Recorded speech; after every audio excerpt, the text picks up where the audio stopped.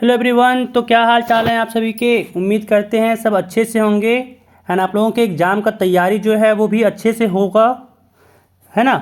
तो आज हम लोग बहुत ही इंपॉर्टेंट क्वेश्चन डिस्कस करने वाले हैं जो आपके 25 फरवरी जो एग्ज़ाम हो रहा है आपको 25 फरवरी को उसमें देखने को मिल सकते हैं, है ना। तो 25 फरवरी के लिए ये क्वेश्चन आपको इम्पॉर्टेंट रहेगा। ये क्वेश्चन जो है वो आपके एग्ज़ाम में देखने को मिल सकता है। तो इसी के लिए शुरू करते हैं क्वेश्चंस।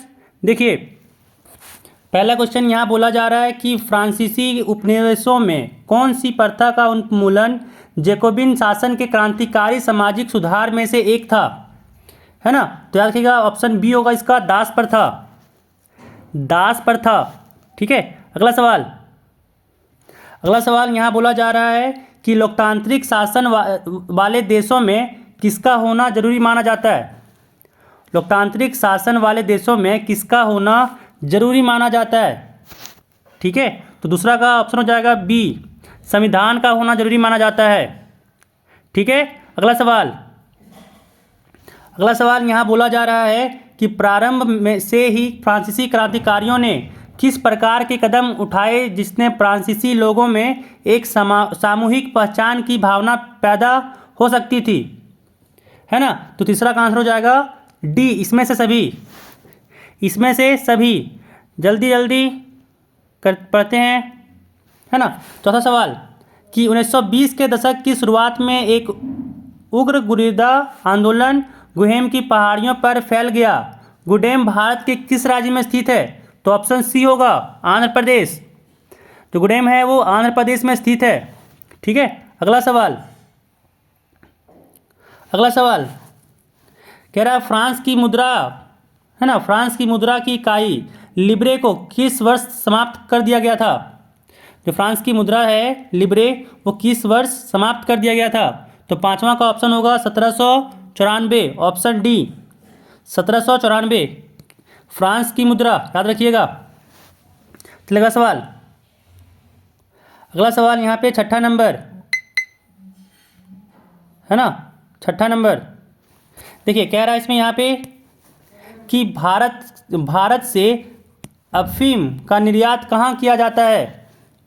भारत से अफीम का निर्यात कहाँ किया जाता है। तो छठा का हो जाएगा ऑप्शन बी, चीन में किया जाता है ना। चलिए अगला सवाल सातवां नंबर कहा जा रहा है कि ब्रिटेन वुड्स सम्मेलन में अंतर्राष्ट्रीय मुद्रा कोष की स्थापना किन उद्देश्यों को पूरा करने के लिए किया गया था। तो सातवां का आंसर हो जाएगा डी, इनमें से सभी, ये हो जाएगा इसका आंसर। अगला सवाल आठवां नंबर कि फ्रांस में प्रथम विद्रोह कब हुआ था। फ्रांस में प्रथम विद्रोह कब हुआ था, ठीक है। तो इसका आंसर हो जाएगा आपका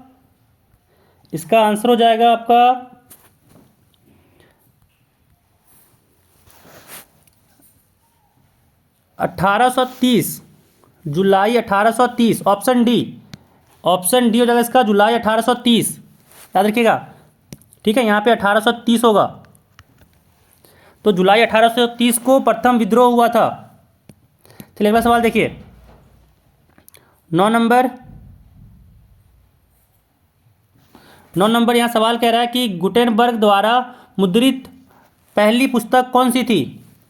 तो 9 का आंसर हो जाएगा बी, बाइबल। 9 का बी हो जाएगा बाइबल। चलिए अगला सवाल 10 नंबर कह रहा है कि भारत में सबसे पहले ब्रिटेन प्रेस की स्थापना किसके द्वारा की गई थी। ब्रिटेन प्रेस की स्थापना किसके द्वारा की गई थी। तो 10 का हो जाएगा पुर्तगाल मिशनरी, पहला ऑप्शन पुर्तगाल मिशनरी, ठीक है। चलिए अगला सवाल देखिए, 11 नंबर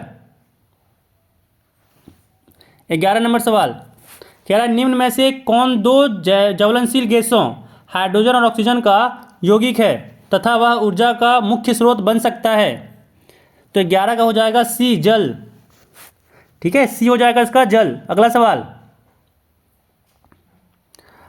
सवाल 12 नंबर कि वे संसाधन जो किसी प्रदेश में विद्यमान होते हैं परंतु इनका उपयोग नहीं किया गया है वे किस प्रकार के संसाधन माने जाते हैं। तो इसका आंसर हो जाएगा ए संभावी, संभावी। ठीक है, अगला सवाल देखिए 13 नंबर। कहा जा रहा है हमारे देश में निम्नलिखित में से कौन सा स्थान है ना जो डिजर्ट मतलब डिजर्ट के रूप में जाना जाता है। ठीक है, which of the following places in our country is known as desert. तो याद रखिएगा ऑप्शन ए होगा राजस्थान, ऑप्शन ए होगा राजस्थान। चलिए अगला सवाल 14 नंबर यहाँ पे कह रहा है कि मानसरोवर झील किस देश में स्थित है। मानसरोवर झील किस देश में स्थित है। तो 14 का आपका यहाँ पे आंसर हो जाएगा बी तिब्बत। बहुत को यहाँ पे भारत मार के आ जाइएगा, गलत बात, तिब्बत है इसका आंसर। ठीक है, याद रखना मानसरोवर झील तिब्बत में स्थित है।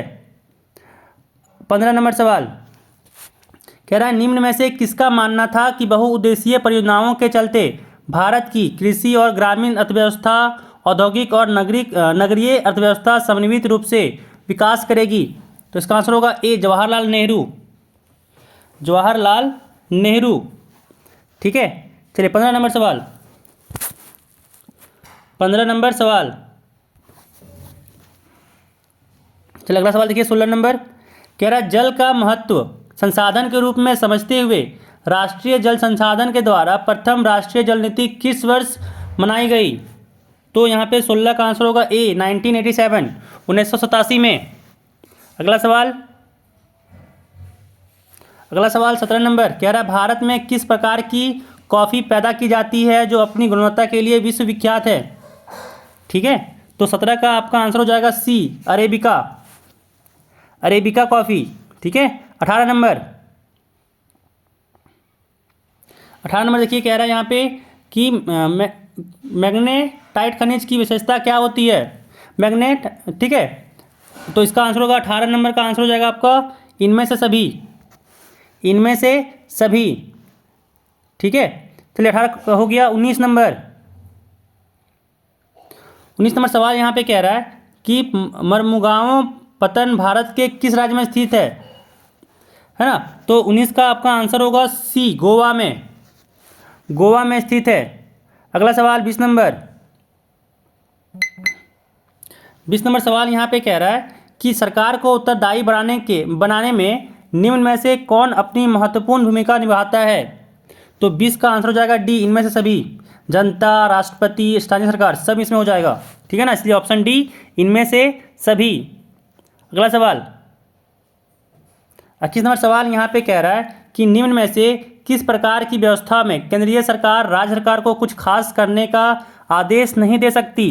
तो इसका हो जाएगा ऑप्शन बी संघीय, ऑप्शन बी हो जाएगा संघीय। अगला सवाल 22 नंबर, 22 नंबर कह रहा है फ्रांसीसी सरकार करों में वृद्धि के लिए बाध्य क्यों हो गई थी। ठीक है ना, तो इसका आंसर हो जाएगा आपका 22 का डी इनमें से सभी, इनमें से सभी। याद रखिएगा ये क्वेश्चन आपको देखने को मिल सकता है, इसीलिए जल्दी जल्दी से पढ़ लीजिए, है ना। चलिए अगला सवाल 23 नंबर सवाल देखिए यहाँ पे कह रहा है कि 1998 में ब्रिटेन की सरकार और नेशनलिस्टों के बीच किस प्रकार का समझौता हुआ जिसमें दोनों पक्षों ने हिंसक आंदोलन बंद करने की बात स्वीकार की, है ना। तो इसमें इसका आंसर रखिएगा याद कि डी होगा शांति समझौता। देखिए हिंसक के लिए क्या होगा शांति, ऐसे दिमाग में रख सकते हैं, जरूरी नहीं है कि हर चीज़ को याद किया जाता है। हिंसक के लिए क्या होगा, हिंसक आंदोलन में शांति समझौता होगा, है ना। चलिए अगला सवाल 24 नंबर,